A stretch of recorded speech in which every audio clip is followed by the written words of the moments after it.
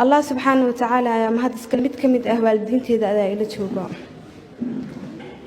أبا معا waxaan rabaa inaan gabay ku tariyo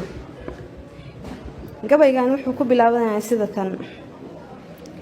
maxay dunida xal adag xujo iyo dib leedahay maxay xaajo daba dheer dadku badi ku xigtaa xanuunada dhamaantood waxaa laga xoreeyaa qofkii aabo xeel dheer oo laabtu xalan tahay oo xiska daweyn kara dadka laga soo xulay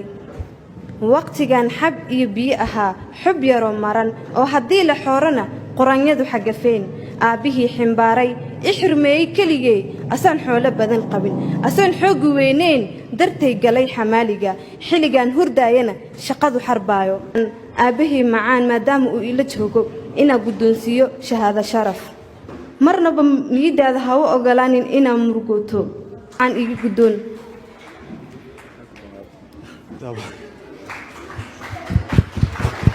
aad baan u faraxsanahay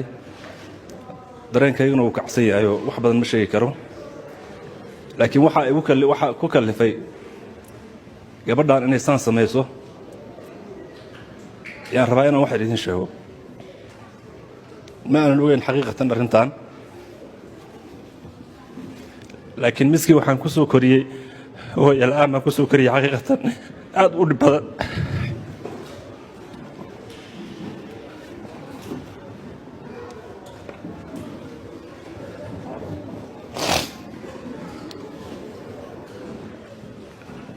miski waxaa dhashay